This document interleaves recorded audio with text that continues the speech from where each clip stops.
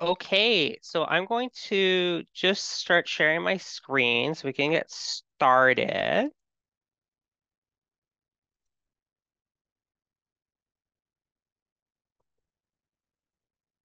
Okay. Welcome, colleagues, to the BCALs Winter Event. It is titled Reimagining Academic Library Practice, Creative and Innovative Approaches to Academic Library Work. My name is David Gill, and my pronouns are he, him, his. I am the chair of BC Academic Library Section, and I want to acknowledge that this event was organized by our continuing education coordinators. They are Catherine Shipley at Douglas College, Kat LaRoe at UNBC, Julie Jones at SFU, and Susie Wilson at UNBC. I would like to thank them for all their hard work.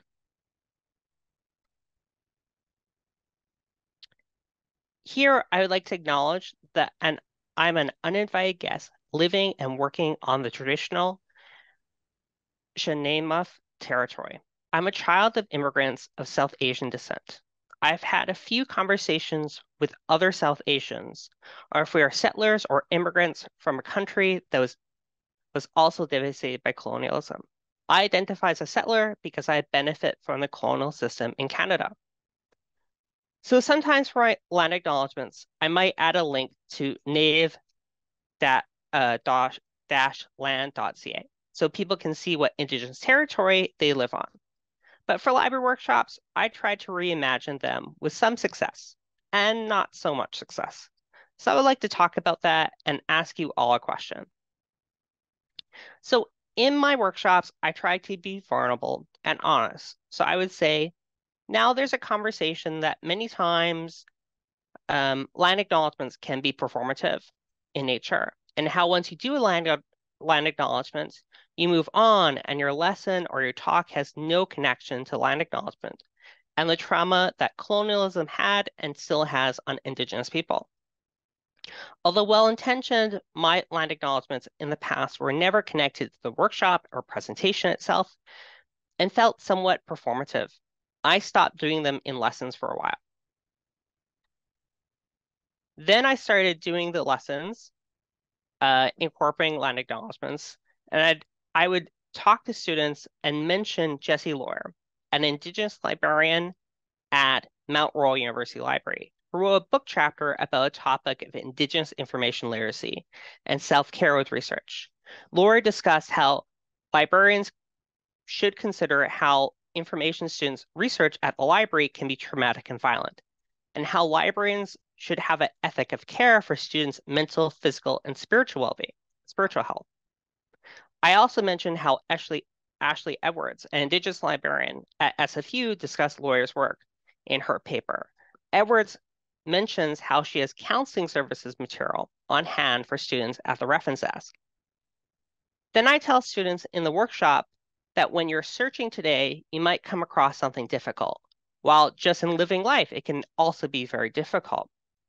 So I'd like you to know about the counseling services at our institution and how to contact them.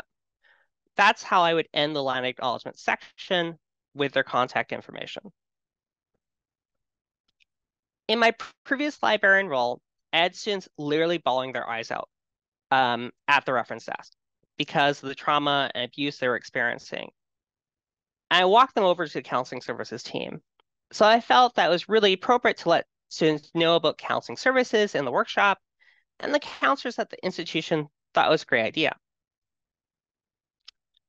I had received positive feedback from non-Indigenous colleagues of mine about my land acknowledgement. But my friend who is an Indigenous PhD candidate at SFU mentioned, well, David, if you're using the word trauma and violence for a workshop that is not specifically about traumatic and violent events, you might induce more trauma. Now I've had to reconsider speaking about trauma in my workshops and continuing to think about doing meaningful land acknowledgements for them.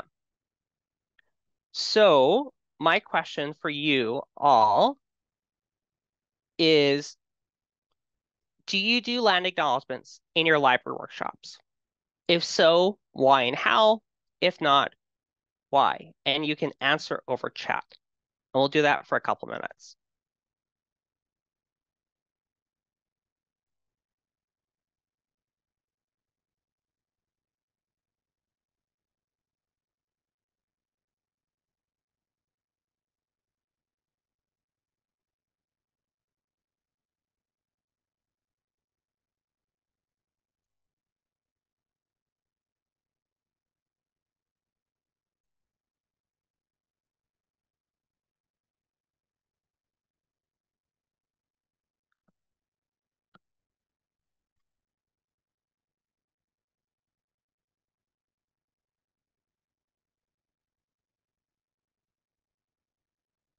I just want to check if are people able to send in chats or not? Okay. No, they're not able to. So maybe over Q&A.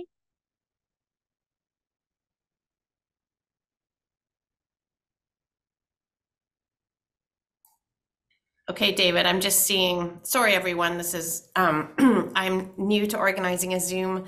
I can see we can allow people to chat, I believe, the attendees. I'll see if I can enable that. Okay, I think I'm seeing a few people now.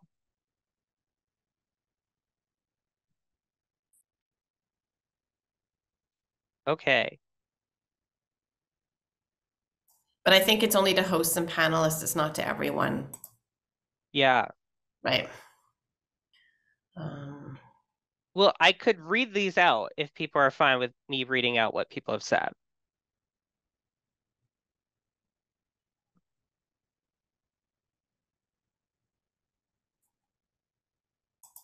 Sorry about that. Well, you know, we're all learning, especially with these tools. I'm going to reimagine Zoom. Yeah. Yeah. Sure, David. I mean, if you just want to do a summary of what people are putting in the chat, Yeah, just I share could with do. others, I think Yeah, that's fine. sure. Yeah. Definitely, I could do something. So it seems like people are doing line acknowledgements in their library workshops. Sometimes for people, it's like the purpose. But I also recognize time, so I unfortunately, I have to move on to the rest because there is there is an agenda that we have to get through. Okay. So before everyone goes, I just want to remind people to subscribe to the BCALs forum on the BCLA branches section so you can stay up to date for all the BCALs initiatives and updates from the rest of the BC Academic Library community. Also, please make sure to stay for the business meeting. It's from 2 to 3 p.m. PST today on the same Zoom call. It discusses the work BCALS has been doing, and it's also an opportunity for a roundtable to listen and learn from other academic library workers in BC. And now I'll pass this on to Julie.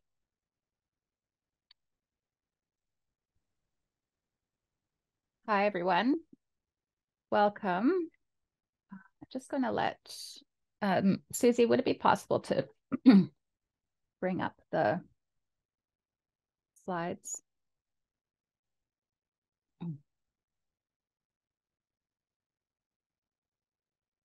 I'm sorry, Julie, I'm not sure what slides you're... The welcome slides with the link to the Padlet. Oh, yes. Oh, is that okay? Yeah, sorry. Sorry, everyone. Okay, this is very raw for everyone. Sorry about that. We're using some infrastructure courtesy of BCLA, and yes, there's a learning curve. As I said, I'm ready to reimagine Zoom, but welcome. We will get started very shortly. We've got talks throughout the morning. We do have a break at 10:45. That will be a 15-minute break. And then lunch will be from 12 p.m. to 12:30 p.m. And in place of a survey and as a way to have some communication with each other of ideas and reactions and suggestions, we have created a Padlet that everyone is invited to contribute to. There are some prompts on this, and should be able to access it via the QR code on this slide. And we will try to get this chat sorted out so we can also share links with you in the chat, because right now only the host and panelists can see the chat, but we'll get that sorted out, we hope. The other thing I will mention, okay, good. Okay, that's good. Thanks. It sounds like people, or no, I'm not sure what's happening, but sounds like some people can see the chat, in which case I will highlight the fact that Catherine has put the link to the Padlet in the chat. To ask a question at the end of each presentation, we will have some time for questions, words of appreciation, thoughts. You can raise your hand and ask a question live. Turn on your mic, turn on your camera if you'd like. You can also place your question in the chat. And you can also, if you want, send a private message to one of the organizers. So that's myself, Catherine Shipley, Susie, and Kat, and we've all indicated the fact that we're continuing education coordinators in our screen names here. And then we can read your question out for you if you'd like, okay?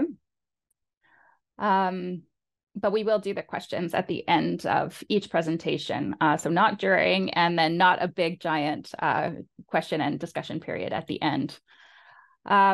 So we are going to get started now with our first presentation. And that is entitled Reimagining the SAR Work Through a Lens of Abundance.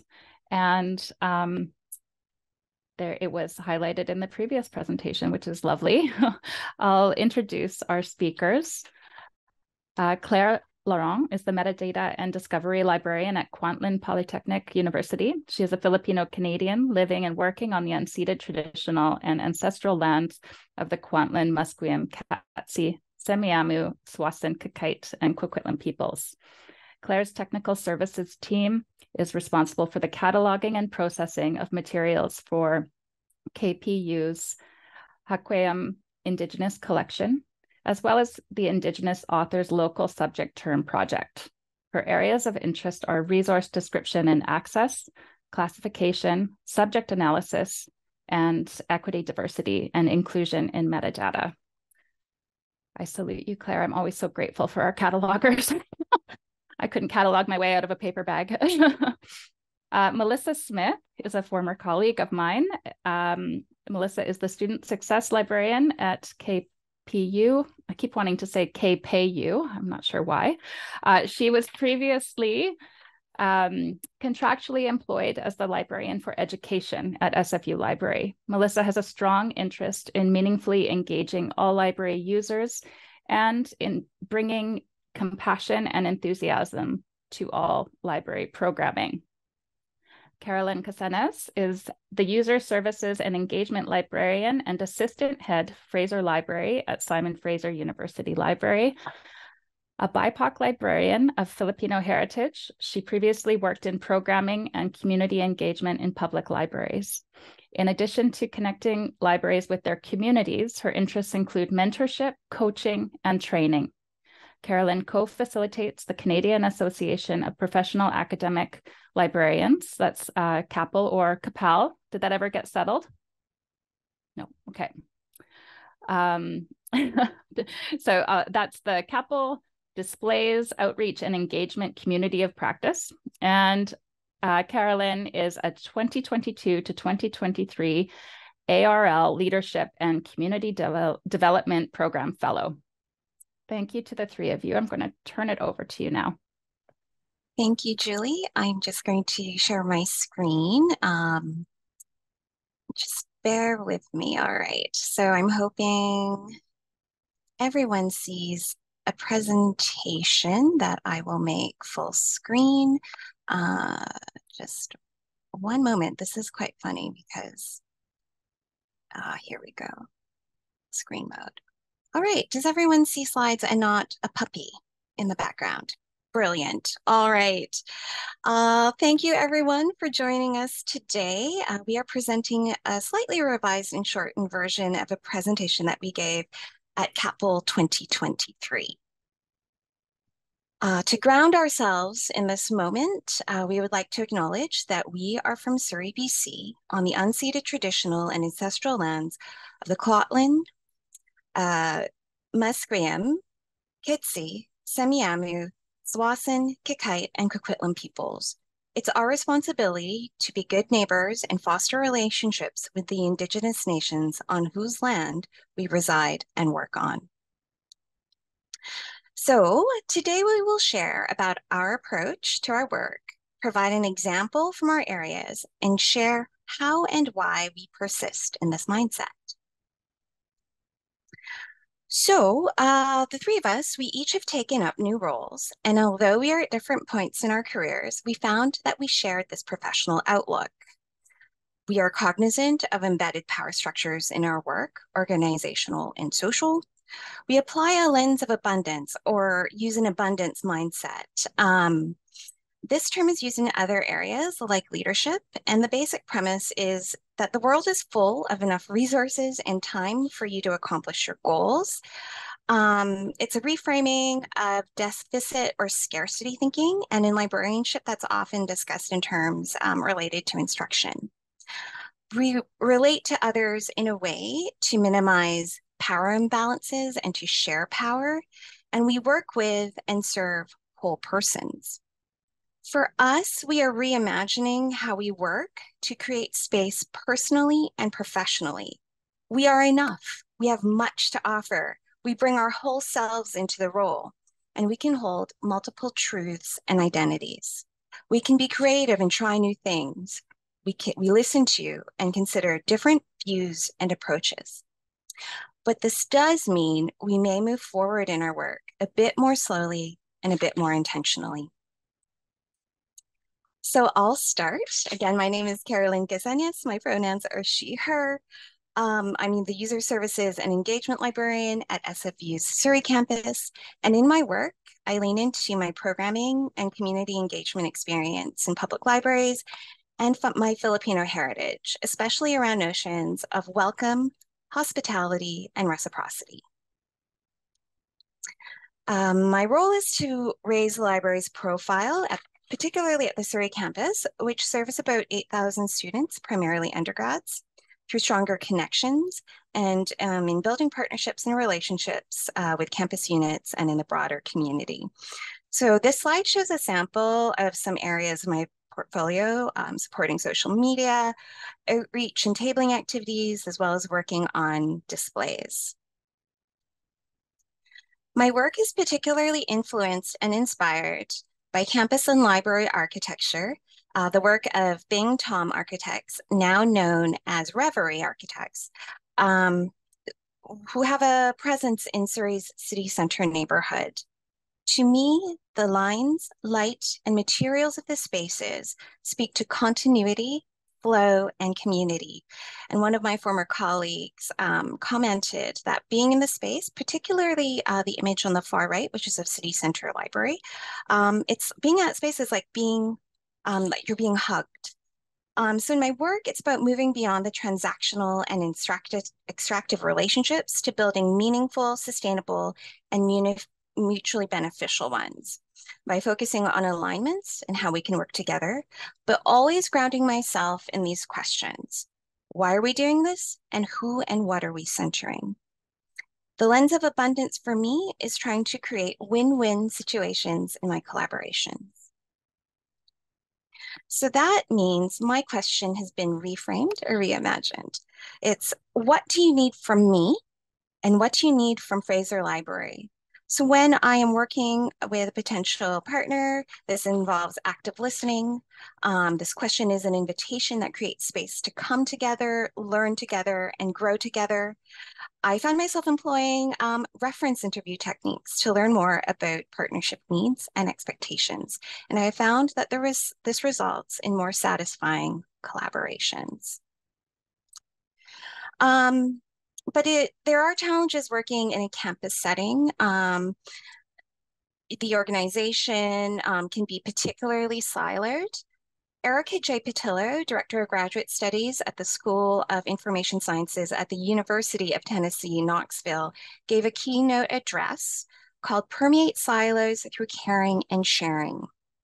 So Patillo pointed out that silos serve a purpose and function, and is the point to actually break them down, or rather should we be permeating them with compassion and empathy?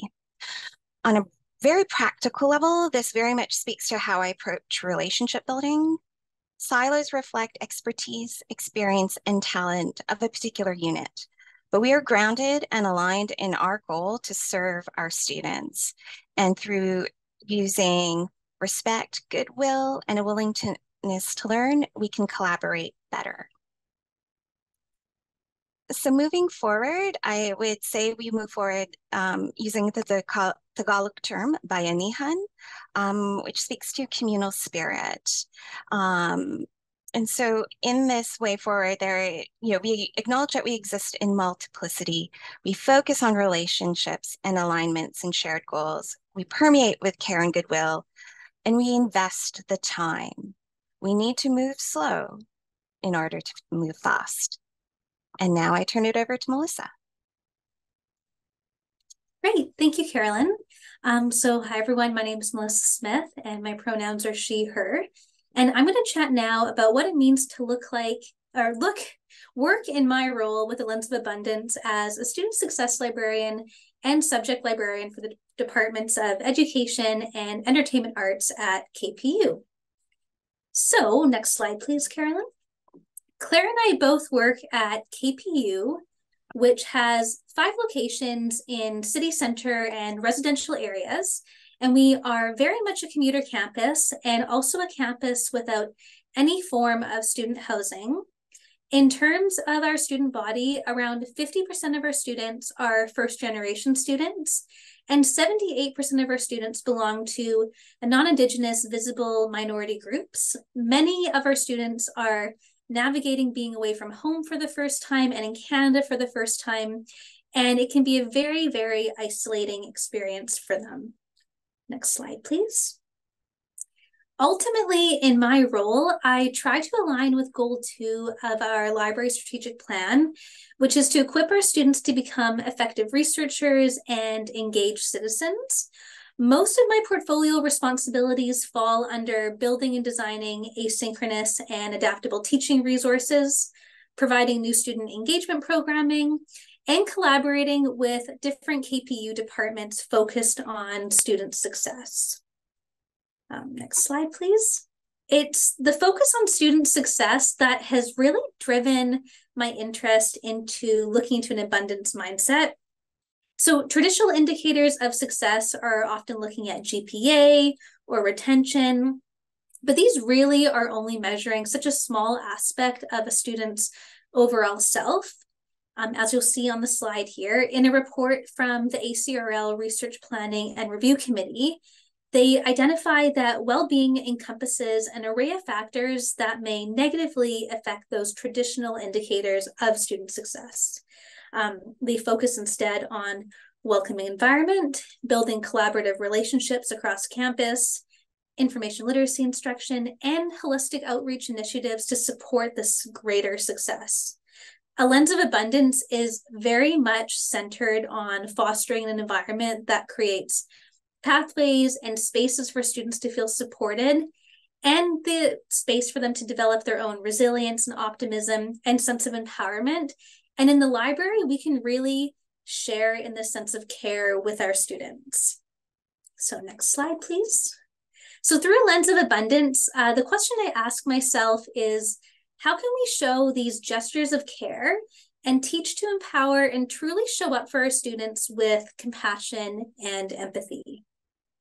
So on the next slide here, going into a class, what does it look like going from more of a transactional relationship to more reflective and empathy-driven instruction? So with an abundance lens, teaching with more intent works to cultivate an environment that acknowledges the identities, experiences that students already have contributing to their success, and think about ways we can build upon this.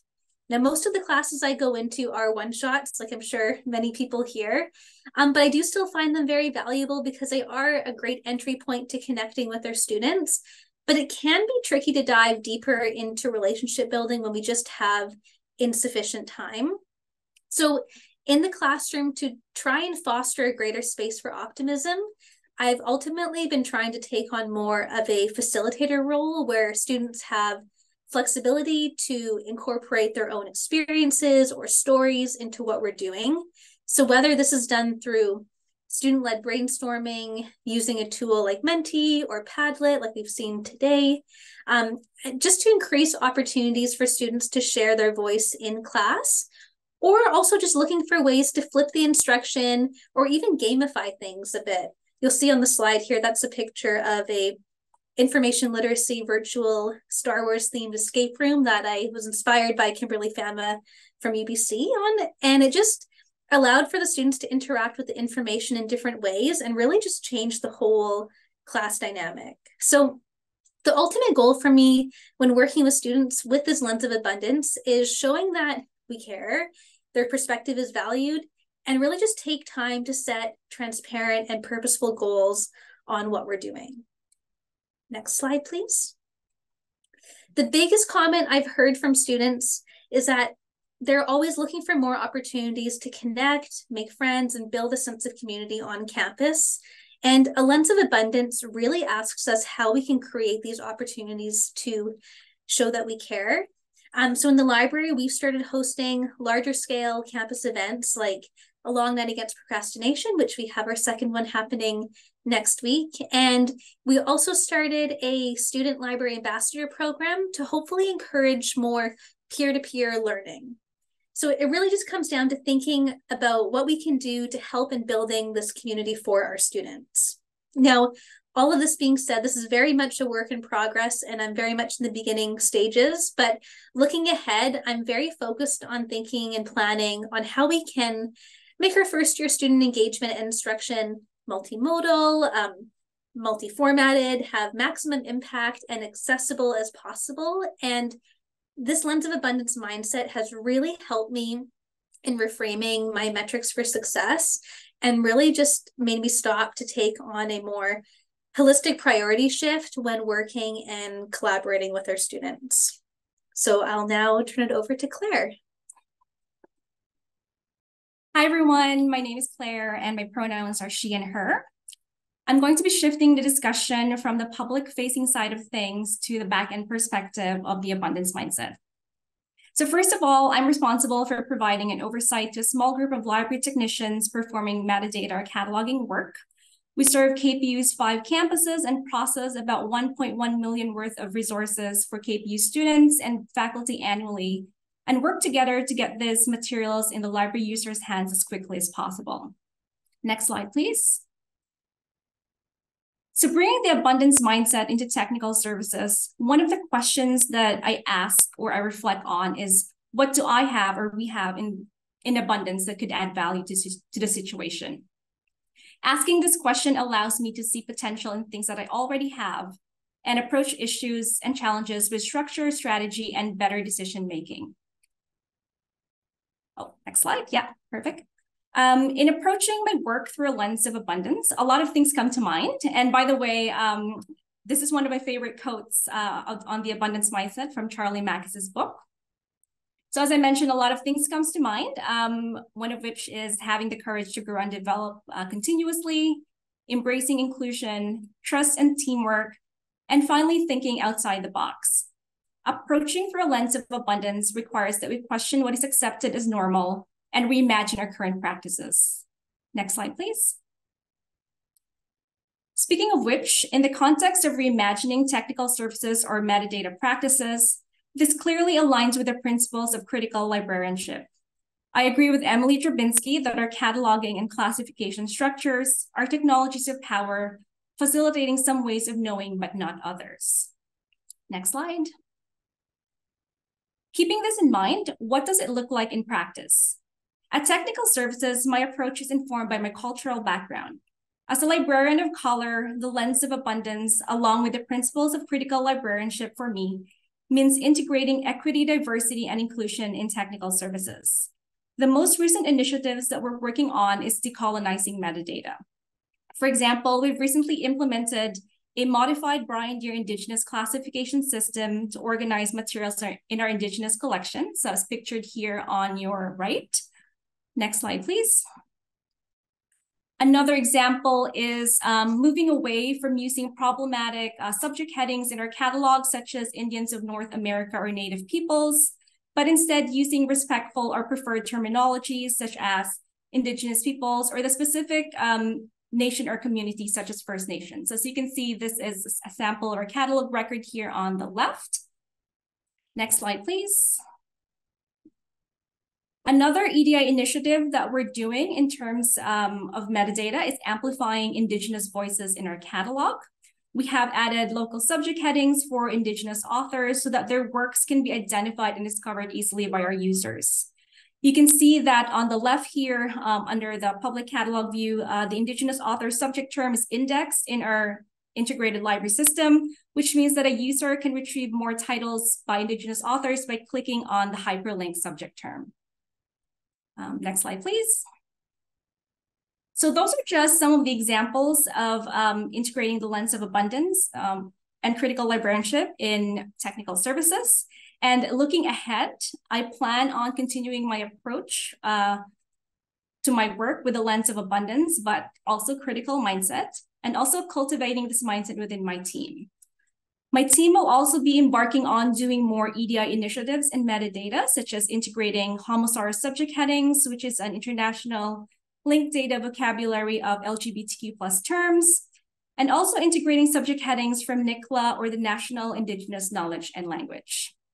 And yeah, so that's my take on abundance mindset in the lens of technical services. I'm going to turn it over to Carolyn for our final thoughts.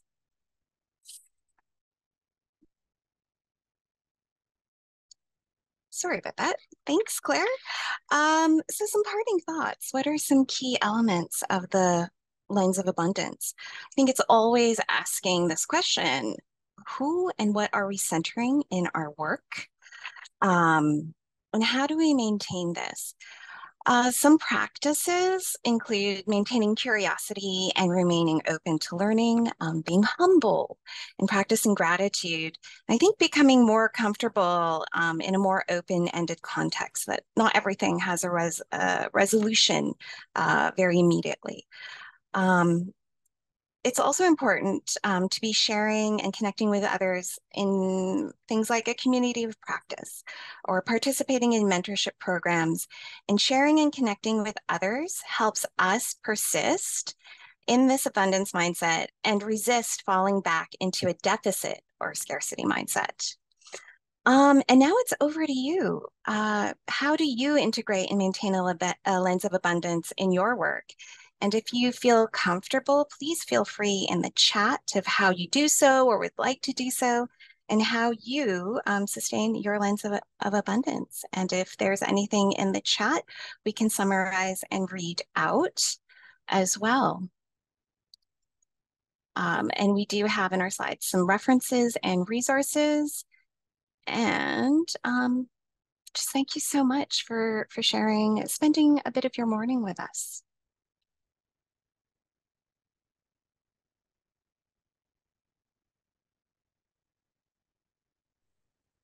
Thank you so much. I'm actually taking a moment to answer your question in the chat. I encourage others to do the same, but also thank you very much. We'll move into questions in just a moment.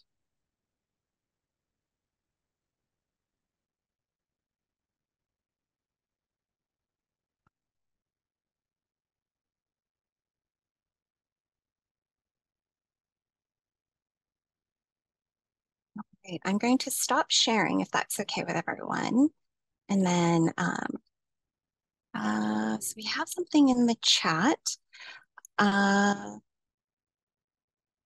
bringing the concept of growth mindset into all instruction that I do. Thank you, Julie. Yeah, I see a lot of parallels with growth mindset versus fixed mindset and this lens of abundance. I don't know if you feel the same. Yeah, so growth mindset is Carol Dweck. Yeah, there's a lot of research showing that it can be actually a very useful way to help students undo imposter syndrome, because it does teach that continual growth and learning is possible, and whether or not you can do something is not fixed and set in stone and innate.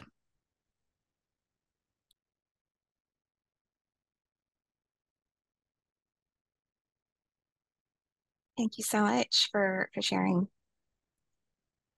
Anyone else? Oh, go ahead, Carolyn. Oh, I was just, and we were happy to take questions at the same time. So looking at the Q&A as well as the chat.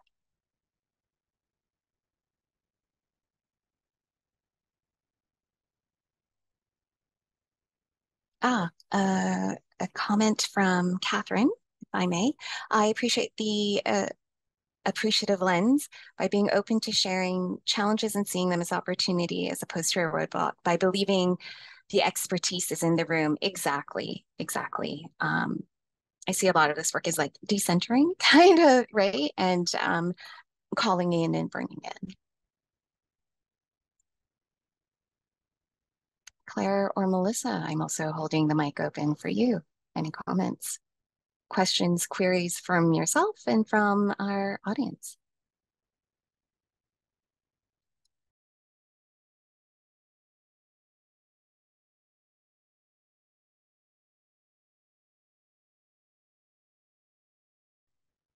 Yes, and I see Julie just posted honoring the expertise of lived experience. Yes, we're whole persons. We're all multifaceted as professionals, but also those we work with and our students that we serve.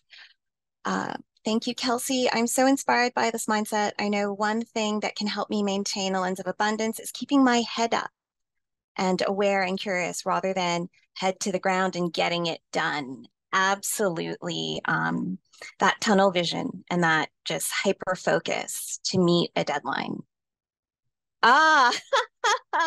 Thank you, Adair. It's Carolyn. Would you like to speak to the tomatoes and the terroir? Okay, so Adair and I work with one another. I think this is really the nod to slow librarianship, which it comes out of slow food. And if we go actually back to slow food, it's that notion of the care to produce a San Marzano tomato. Like there's so much care in producing that particular type of tomato, which is known for like its sweetness. And for that care, you have to have such a deep knowledge of water, soil, sunlight, essentially terroir, the French word for all that goes into producing something. And for me in relationship building, having that deep understanding of the people I work with, the context in which I work, the needs. It takes time. This is not something that will happen overnight. So kind of whether it's internal or external pressures that we are putting upon ourselves to be productive or to make sure we have something to show right away after a collaboration. And if it's more eye-catching, the better. I think that stepping away from that and investing that time and that care, building our understanding and building relationships just takes time. Some days you come together, some days, you're like, we'll kind of run in parallel. Maybe we'll come together again. Adair, I hope that answers your question about tomatoes, terroir, and slow food as it relates to libraries. Or at least my version of relationship building. Okay, thanks, Adair.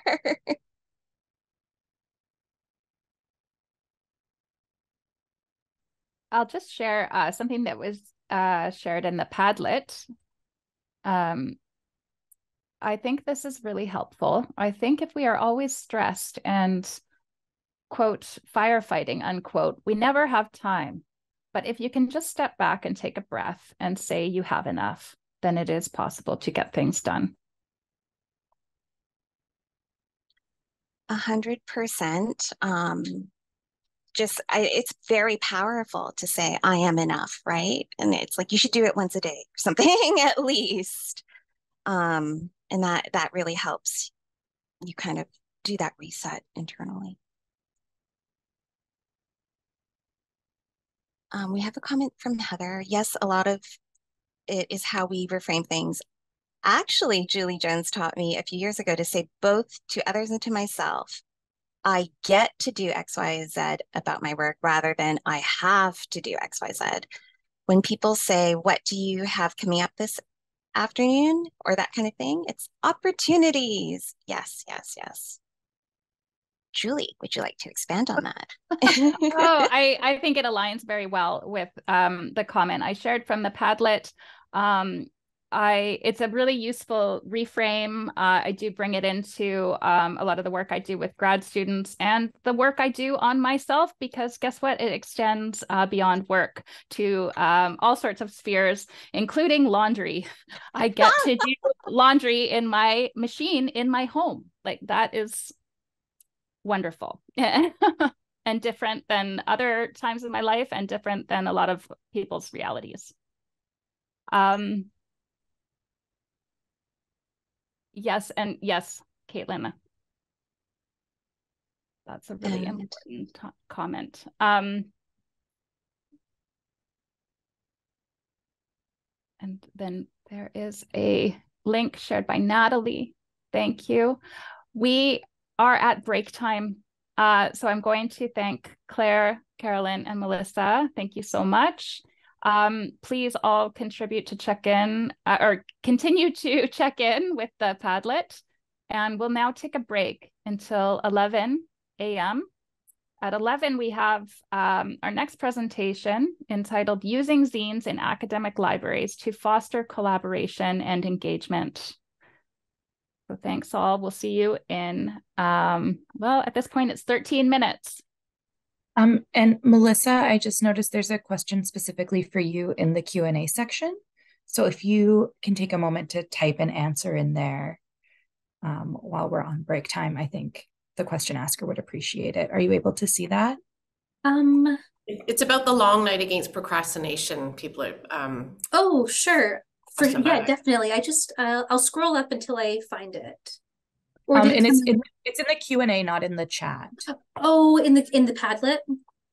No, on the Zoom. Oh, here. Sorry. I see it now. Sorry. Okay, yes, I will answer that for sure. Thank you. Thanks. Thanks.